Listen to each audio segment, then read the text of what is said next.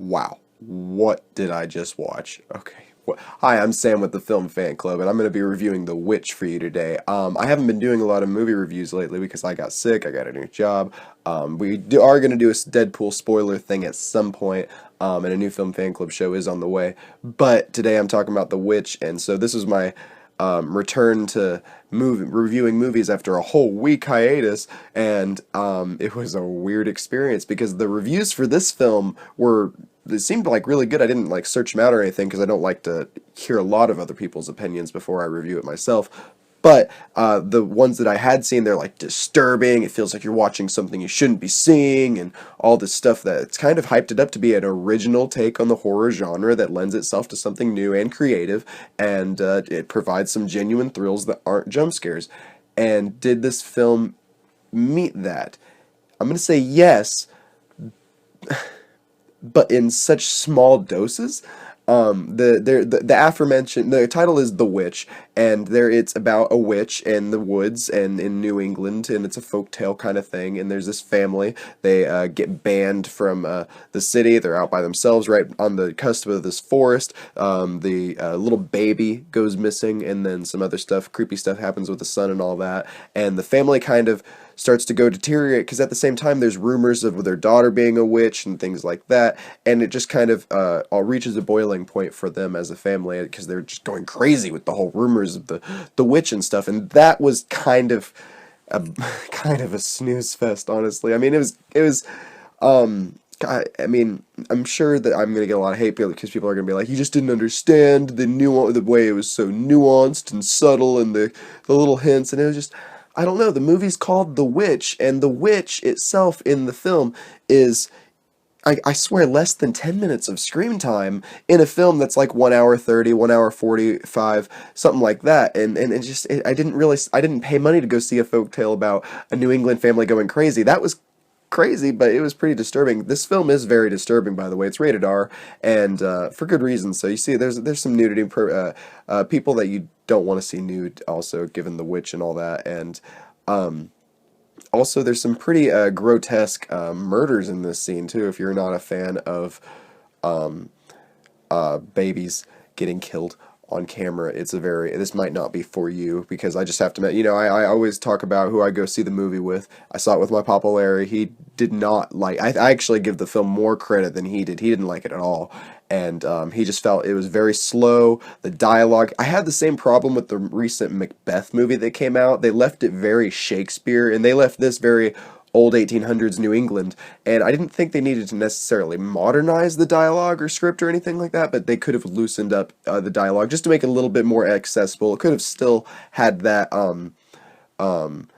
dialect, I guess, but just kind of less so. I don't know. It was very hard for me to understand. So it kind of took me out of it. I mean, I guess the authenticity is very good in some respects, but for just me as a casual viewer, it found it to be less engaging for me as a film. And I guess my Papa Larry felt the same way. He also was really underwhelmed. I was afraid that he was going to be put off by all the grotesque witch scenes and stuff. There's going to be so much disturbing stuff with the witch. He was like, actually, I wanted more of that. I just got so bored with the family. I wasn't really engaged with them. Yeah, they're crazy people. They're going crazy, and that's just the impression I got from the beginning of the film, and that's the way it ended up being in the film. And the ending to this film, they try to go with this crazy twist that you don't see coming, but you do see it coming. It was a very it didn't feel earned, because the twist, as it were, it happens just kind of like that, and it's just kind of a sudden change. It's like, well, okay, I guess that's the way we're going now. And then whenever it finally cuts, because this movie likes to fade to black a lot for, I guess, scene changes and transitions and all that, and this movie, whenever it fades to black the final time, you kind of are put off. You're like, wait, that's the ending? Okay, I guess I'm leaving now.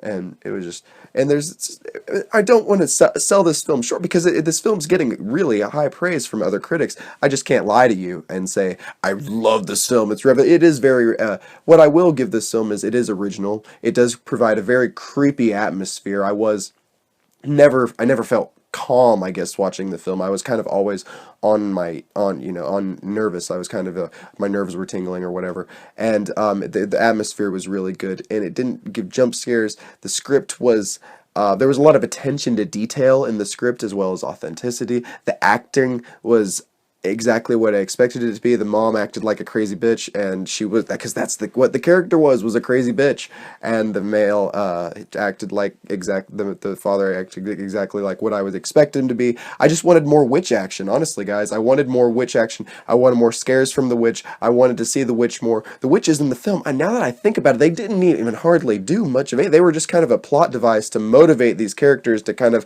send them on a crazy snowball effect spiral spin out of sanity, and it just didn't work for me, guys. So, I mean, there are a lot of things I like about this film, and I'm kind of going to pull a Ricky on this one, because he gave Fifth Wave 5 out of 10, but he mostly crapped on it, and 5 out of 10 is kind of like right in the middle. I'm going to do the same thing for this film, because it really left me, I look back on it, and I can't talk about spoilers, because what if you want to go see this film?